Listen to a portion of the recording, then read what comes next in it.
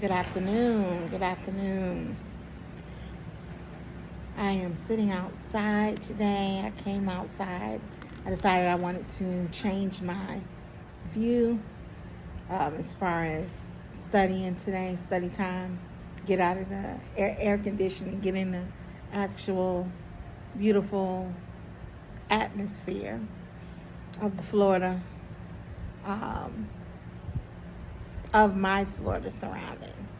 So I came up here to the pool area, and I was going to go inside to the office, but I stopped and I sat down because it was so beautiful out here. And I thought, well, I set my alarm, I think once or, well, twice. No, I set my alarm one time to study and never actually start studying. I could actually just close my eyes out here and go to sleep. Um, so there is a nice view out here, and the pool and the cabana, and yeah, everything is so nice. So I decided to do a little study time. So I'm going to kind of combine two stories. Um, so sometime back in October, I had to go take um, well, it was that time of the year. I was trying to use up some of my benefits that I hadn't used. So I said, okay, I'll go and get my, excuse the raspiness of my voice. I'm just so relaxed right now. But I decided I'll go and get my mammogram done, my first mammogram. I'm 46 years old. I know I'm a little late, but never better late than never. So I decided to go and get that done. So that was sometime in October, mid-October, I went to get that done. And the plan was to follow up with my doctor. I think it was right before Christmas, the week before Christmas, or either the week of Christmas. But as it would have it, I ended up canceling the appointment. I guess I had a lot of stuff going on at the time. And I just said, well, I'll go when the new year started up, probably mid-January, I'll go for my results on that. Or she'll call me if anything, you know. So I never got any phone calls, and I actually didn't get around to following up till April, right? Which was a couple of weeks ago. So a couple of weeks ago, I went for my follow-up visit. I ended up having, well, back in October, let me just rewind just a little bit. She diagnosed me with having diabetes. So she said I came in at a 6.8. In order to be diabetic, your A1C, it has to be 6.5 or higher. So I ended up coming at a 6.8. So I was diagnosed with diabetes. So she was going to prescribe me some, what do they call, some semaglutides, which is what everyone knows as the Ozempic, the Mounjaro, the Jornal, all of that stuff. So she prescribed me that type of medication to help with the diabetes. It was controlled because it was only 6.8, and prescribed me a continuous glucose monitor. Well, no, she prescribed me I have to check my sugar level at least 2 to 3 times a week. So she prescribed me that whole system, and I opted in for the pill form because I didn't even know the hype was Ozempic. Everybody was getting the shot form. I opted for the pill form, which is called Rybelsus. So I did that, and I ended up taking Rybelsus for about 2 months, and I kind of fell off. I didn't actually have any weight loss, but I did have, my hunger was controlled to the point I barely ate. I actually gained a couple of pounds. So I gained a couple of pounds. And okay, now fast forward and going back to where I'm at now. So I went back in April for the follow-up that I was supposed to have in December, right? So she checked my A1C again. It was good, actually. It dropped. She said normally people A1C stay the same or it goes up with diabetes. So remember, you have to be 6.5 to be diabetic. So mine's actually dropped to a 6.1 from October to April. So she was impressed about that. So technically I didn't have diabetes any longer, but because I had a little weight gain. I had 4 pounds weight gain. She ended up, I asked her if I could take the Ozempic pen form because I was forgetting to take the pills. So if I can get the actual, just take the shot. So she said yes. So I got the shot. So I started taking the shot. I've taken it for 2 weeks. So far so good. I noticed though from taking Rybelsus, only side effect I had was constipation. Some people have loose stools, some people have constipation. So I had the constipation side of it. So I do need to get a stool softener as we speak, but nevertheless, it works out good for me. My appetite is shot. I don't really be hungry. I can have one meal started out in the morning. I'm eating the same meal at night by the time it's night. That's that. I didn't feel the needle. I was scared to take the shot because I thought, I got to stick myself. So, but giving myself that is better than sticking myself in the finger. I hate to stick myself in the finger. I mean, that don't hurt, but I feel it, a little. So the Ozempic is going well. Next, I take it every Sunday. You only have to take it once a week versus with the pill form, you have to take the pill every day. So I'm started out on the low dose, which is 0.25 milligrams. I take it every Sunday. So this Sunday coming up will be my 3rd week of taking that. So I feel great. After 4 weeks, then my dose will increase to 0.5 milligrams, 0.05 milligrams. So that's that. So I said all of that to say, I asked her about did she get my results from the mammogram? So she looked through the records because she hadn't called me or anything. I had my mammogram done at Tower, and she had not got any results. So she had me sign a release form so she could fax over to them to have them send it.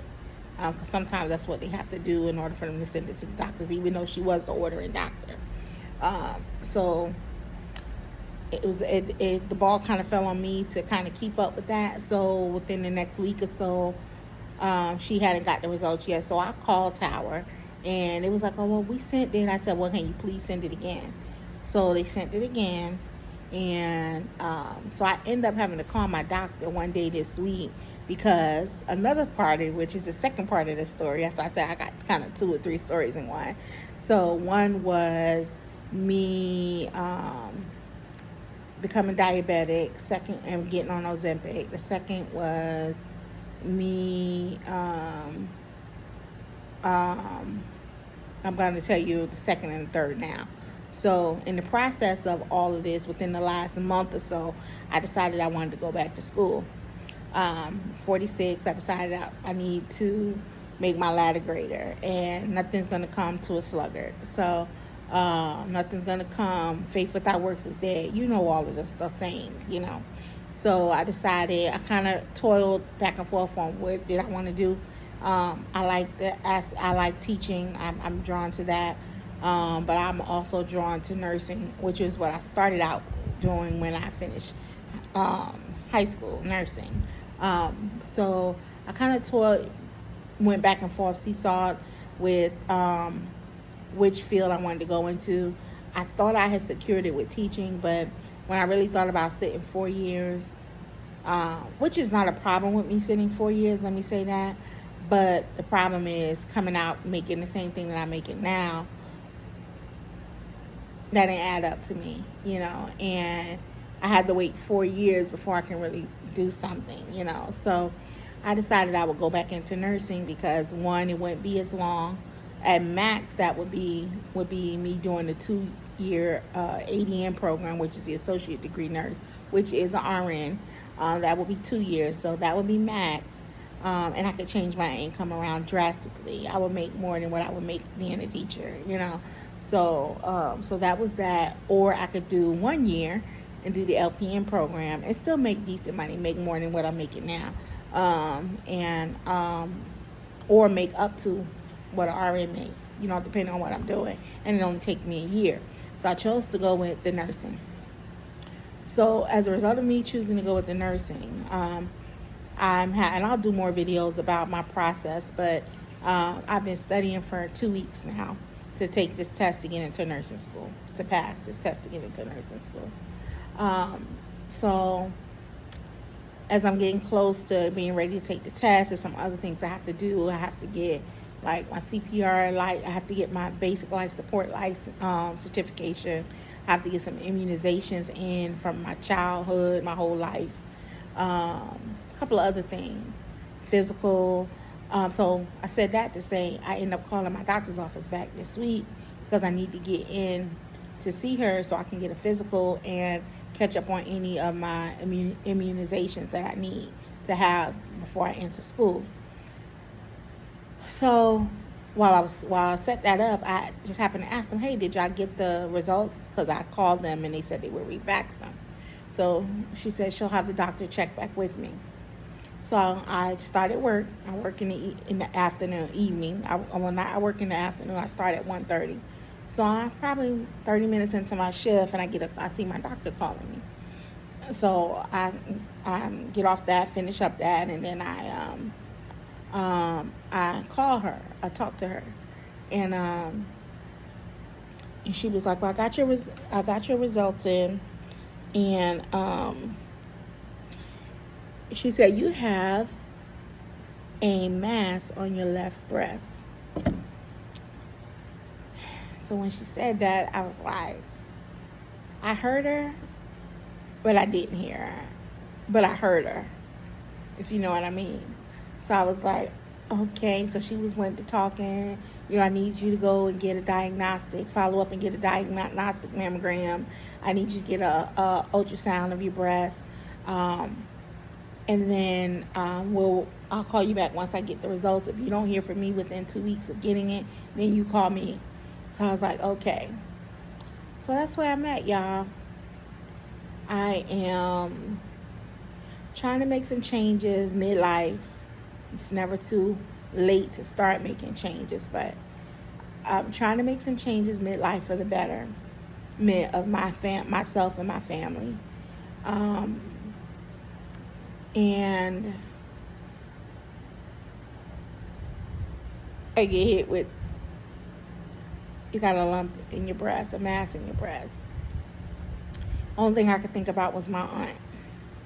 My aunt died at 50 years old from breast cancer, unaggressive breast cancer. I think she battled with it for about 5 years, 4 to 5 years. And so that's where I'm at. But the good thing is that I'm very optimistic. And I really don't feel like I have an issue. I feel well. I don't have anxiety about it. At first I was like, so my appointment, I finally made an appointment to get those things done, those tests done. And they tell me the end of April. And I'm like, the end of April, just about a month? But then I thought about it. Well, look, Sean, you didn't know for almost 6 months, from October to now. So another month won't hurt. So I'll be waiting patiently. In the meantime, I still got work to do. I still got to go through all this stuff I got to go through to get into school, pass the test, get all the documentation submitted, decide what I'm going to do with my schedule at work. I got to work, so that's where I'm at. So I just hope this encouraged somebody. It's never, I want to leave you in a couple of things. Number one, it's never too late to start anything. Number two, never stop learning. And number three, I know life be lifing, but remain positive. And that's all I have for y'all today. Have a great rest of your day.